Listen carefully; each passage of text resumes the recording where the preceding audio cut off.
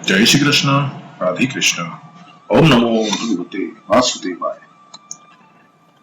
श्री भगवान ने छठे अध्याय के 46वें श्लोक में योग की महिमा कही और 47वें श्लोक में कहा, योगियों में भी जो मुझ में श्रद्धा प्रेम करके मेरा भजन करते हैं वे भक्त सर्वश्रेष्ठ हैं। भक्तों को जैसे भगवान की याद आती है तो वे उनमें तल्लीन हो जाते हैं, मस्त हो जाते हैं। ऐसे ही भगवान के सामने भक्तों का विशेष प्रसंग आता है तो भगवान उनमें मस्त हो जाते हैं। इसी मस्ती में सराबवार होते हुए भगवान अर्जुन के बिना पूछे ही 7वें अध्याय का विषय अपनी तरफ से आरंभ कर देते हैं।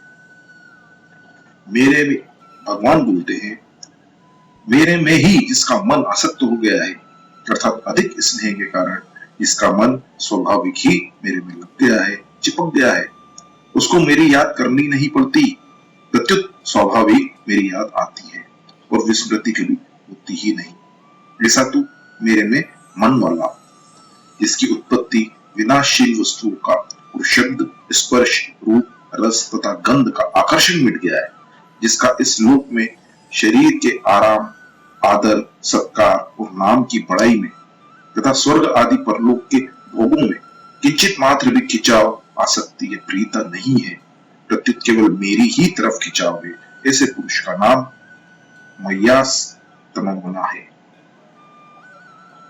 साधक भगवान में मन कैसे लगाए जिससे वह मय्यास तमोगुना हो जाए, इसके लिए दो उपाय बताए गए।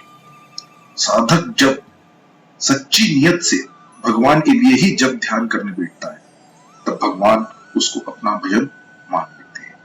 जैसे कोई धनी आदमी किसी नौकर से कह दे कि तुम यहाँ बैठो, कोई काम होगा तो तुम्हारे को बता देंगे। किसी दिन उस नौकर को मालिक ने कोई काम नहीं बताया, वह नौकर दिन भर खाली बैठा रहा और शाम को मालिक से कहता है, बाबू मेरे को पैसे दे दीजिए। मालिक कहता है, तुम सारे दिन बैठे रहे, पैसे किस बात के? नौकर कहता है, बाबूजी सारे दिन बैठा रहा, इस बात की। इस तरह जब एक मनुष्य के लिए बैठने वाले को भी पैसे मिलते हैं तब तो केवल भगवान में मन लगाने वाले के लिए सच्ची लगन से बैठता है, उसका बैठना क्या भगवान निरर्थक मानेंगे? तात्पर्य यह हुआ कि जो भगवान में मन लगाने के लिए भगवान का आश्रय लेकर भगवान के ही भरोसे बैठता है, वो भगवान की कृपा से भगवान में मन वाला हो जाता है। भगवान सब जगह है तो यहाँ भी है, क्योंकि अगर यहाँ नहीं है तो भगवान सब जगह है ये कहना नहीं बनता। भगवान सब समय में है तो इस समय भी है, क्योंकि अगर इस समय में नहीं है तो भगवान सब समय में है ये कहना नहीं बनता। भगवान सब में है तो मेरे में भी है, क्योंकि अगर मेरे में नहीं है तो भगवान सब में है यह कहना नहीं बनता। भगवान सबके हैं तो मेरे भी हैं, क्योंकि अगर मेरे नहीं है तो भगवान सबके हैं यह कहना नहीं बनता। इसलिए भगवान यहाँ है, अभी है, अपने में है और अपने है। कोई देश काल वस्तु व्यक्ति परिस्थिति घटना और क्रिया उनसे रहित नहीं है, उनसे रहित होना संभव नहीं है। इस बात को दृढ़ता से मानते हुए भगवान नाम में प्राण में मन में बुद्धि में शरीर के कण कण में परमात्मा है, इस भाव की जागृति रखते हुए नाम जप करे तो साधक बहुत जल्दी भगवान में मन वाला हो जाता है। मदाश्रय जिसको केवल मेरी ही आशा है, मेरा ही भरोसा है, मेरा ही सहारा है, मेरा ही विश्वास है और जो सर्वथा मेरे ही आश्रित रहता है वो मदाश्रय है। किसी न किसी का आश्रय लेना इस जीव का स्वभाव है। परमात्मा का अंश होने से यह जीव अपने अंशी को ढूंढता है, परंतु जब तक इसके लक्ष्य में उद्देश्य में परमात्मा नहीं होते तब तक यह शरीर के साथ संबंध जोड़े रहता है और शरीर जिसका अंश है उस संसार की तरफ खींचता है। वह मानने लगता है कि इसी से ही मेरे को कुछ मिलेगा, इसी से मैं निहाल हो जाऊंगा, जो कुछ होगा वो संसार से ही होगा। परंतु जब यह भगवान को ही सर्वोपरि मान लेता है तब यह भगवान में आसक्त हो जाता है और भगवान का ही आश्रय ले लेता है। संसार का अर्थात धन संपत्ति वैभव विद्या बुद्धि योग्यता कुटुंब आदि का जो आश्रय है यह नाशवान है, मिटने वाला है, स्थिर रहने वाला नहीं। वह सदा रहने वाला नहीं है वो सदा के लिए पूर्ति और तृप्ति कराने वाला भी नहीं है, परंतु भगवान का आश्रय कभी किंचित मात्र भी कम होने वाला नहीं, क्योंकि भगवान का आश्रय पहले भी था, अभी भी है और आगे भी रहे। अतः आश्रय केवल भगवान का ही लेना चाहिए, केवल भगवान का ही आश्रय अवलंबन, आधार, सहारा हो। इसी का वाचक यहाँ मदाश्रय पद है। भगवान कहते हैं कि मन भी मेरे में आसक्त हो जाए और आश्रय भी मेरा हो। मन आसक्त होता है प्रेम से और प्रेम होता है अपनेपन से। आश्रय लिया जाता है बड़ों का, सर्वसमर्थ का। सर्वसमर्थ तो हमारे प्रभु ही है, इसलिए उनका ही आश्रय लेना है और उनके प्रत्येक विधान में प्रसन्न होना है कि मेरे मन के विरुद्ध विधान भेजकर प्रभु मेरे कितनी निगरानी कर लगते हैं, मेरा कितना ख्याल रखते हैं कि मेरी सम्मति लिए बिना ही विधान करते हैं। ऐसे मेरे दयालु प्रभु का मेरे पर कितना अपनापन है। अतः मेरे को कभी किसी वस्तु, व्यक्ति, परिस्थिति आदि की किंचित मात्र भी आवश्यकता नहीं है। इस प्रकार भगवान के आश्रित रहने वाला ही मदाश्रय होता है। योग युंजन भगवान के साथ जो स्वतः सिद्ध अखंड संबंध है, उस संबंध को मानता हुआ तथा रिद्धि सिद्धि असिद्धि में सम रहता हुआ साधक जब ध्यान, कीर्तन करने में, भगवान की लीला और स्वरूप का चिंतन करने में स्वाभाविक ही अटल भाव से लगा रहता है। उसकी चेष्टा स्वाभाविक ही भगवान के अनुकूल होती है। यही योग युंजन कहने का तात्पर्य है। जब साधक भगवान में ही आसक्त मन वाला और भगवान के ही आश्रय वाला होगा, तब वह अभ्यास क्या करेगा, कौन सा योग करेगा? वह भगवत संबंधी अथवा संसार संबंधी जो भी कार्य करता है, वो सब योग का ही अभ्यास है। तात्पर्य है कि जिससे परमात्मा का संबंध हो जाए, वह लौकिक या पारमार्थिक काम करता है, और जिससे परमात्मा का वियोग हो जाए, वह काम नहीं करता है। जिसका मन भगवान में आसक्त हो गया है, जो सर्वथा भगवान के आश्रित हो गया है और जिसने भगवान के संबंध को स्वीकार कर लिया है, ऐसा पुरुष भगवान के समग्र रूप को जान लेता है। अर्थात सगुण निर्गुण, साकार निराकार, अवतार अवतारी और शिव, गणेश, सूर्य, विष्णु आदि जितने रूप हैं, उन सबको वो जान लेता है।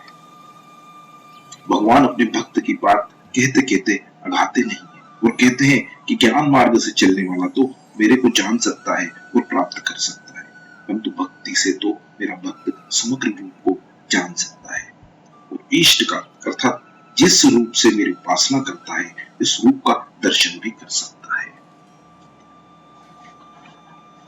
यहाँ यथापद से प्रकार बताया गया है कि तू जिस प्रकार जान सके वह प्रकार भी कहूंगा, और तत्पद से बताया गया है कि जिस तत्व को तू जान सकता है उसका भी मैं वर्णन करता हूं, तो सुन। स्थूल से लेकर सूक्ष्म तक वर्णन करना, जिसे भूमि से जल सूक्ष्म है, जल से अग्नि सूक्ष्म है, अग्नि से वायु सूक्ष्म है आदि, यह यथा कहने का तात्पर्य है।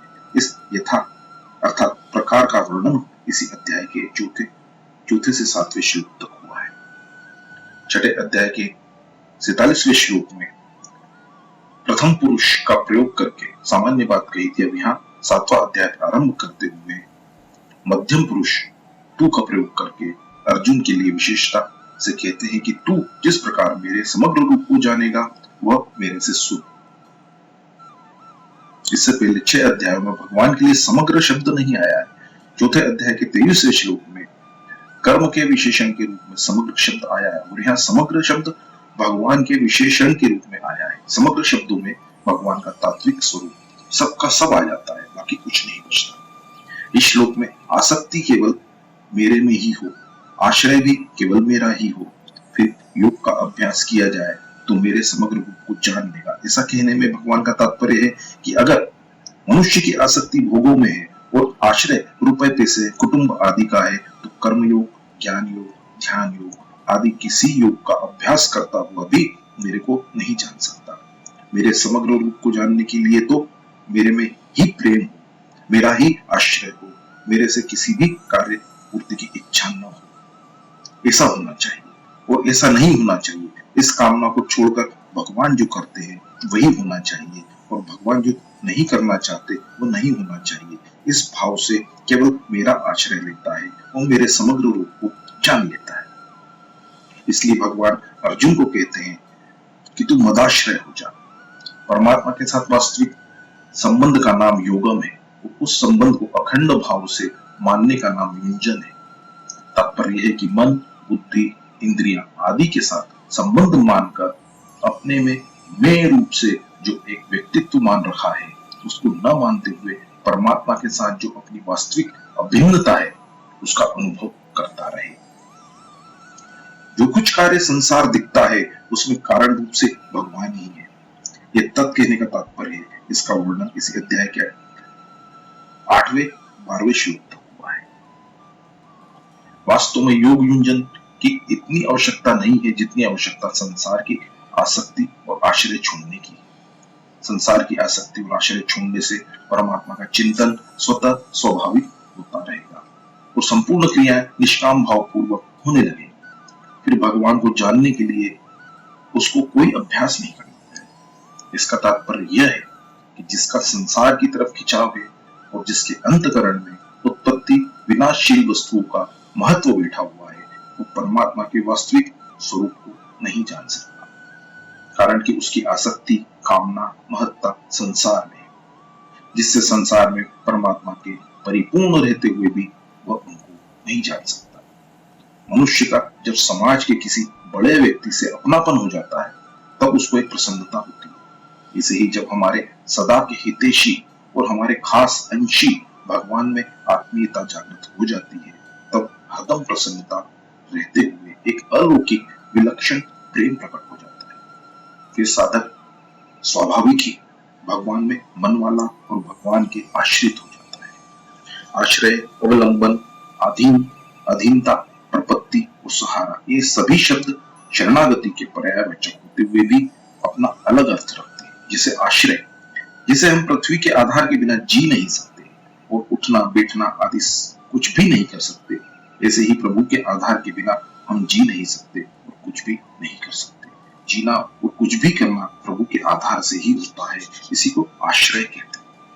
अवलंबन, जैसे किसी के हाथ की हड्डी टूटने पर डॉक्टर लोग उस पर पट्टी बांधकर उसको गले से लटका देते हैं, तो वह हाथ गले के अवलंबित हो जाता है। ऐसे ही संसार से निराश और अनाश्रित होकर भगवान के गले पड़ना अर्थात भगवान को पकड़ लेने का नाम अवलंबन है।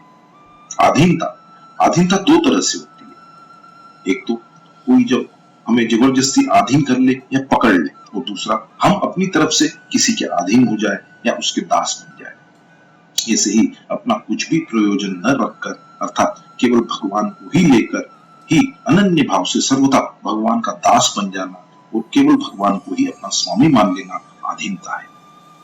प्रपत्ति, जैसे कोई किसी समर्थ के चरणों में लंबा पड़ जाता है, ऐसे ही संसार की तरफ से सर्वथा निराश होकर भगवान के चरणों में गिर जाना प्रपत्ति, प्रपन्नता है। सहारा, जैसे जल में डूबने वाले को किसी वृक्ष, लता, रस्से आदि का आधार मिल जाए, ऐसे ही संसार में बार बार जन्म मरण में डूबने के भय से भगवान का आधार ले लेना सहारा है। इस प्रकार उपयुक्त सभी शब्दों में केवल शरणागति का भाव प्रकट होता है। शरणागति तब होती है जब भगवान में ही आसक्ति हो और भगवान का ही आश्रय हो, अर्थात भगवान में ही मन लगे और भगवान में ही बुद्धि लगे। अगर मनुष्य मन, बुद्धि सहित स्वयं भगवान के आश्रित समर्पित हो जाए तो शरणागति के उपयुक्त सब के सब भाव उसमें आ जाते हैं। मन और बुद्धि को अपने न मानकर ये भगवान के ही है, ऐसा दृढ़ता से मान लेने से साधक मदाश्रय हो जाता है। सांसारिक वस्तु मात्र प्रतिक्षण प्रलय की तरफ जा रही है, वो किसी भी वस्तु से अपना नित्य संबंध है ही नहीं। ये सबका अनुभव है। अगर इस अनुभव को महत्व दिया जाए अर्थात मिटने वाले संबंध को अपना न माना जाए, तो अपने कल्याण का उद्देश्य होने से भगवान की शरणागति स्वतः आ जाएगी, कारण कि यह स्वतः ही भगवान का है। संसार के साथ संबंध केवल माना हुआ है, वास्तव में संबंध है नहीं, और भगवान से केवल मुक्ता हुई है, वास्तव में मुक्ता है नहीं। इसलिए माना हुआ संबंध छोड़ने पर भगवान के साथ जो स्वतः सिद्ध संबंध है वो प्रकट हो जाता है।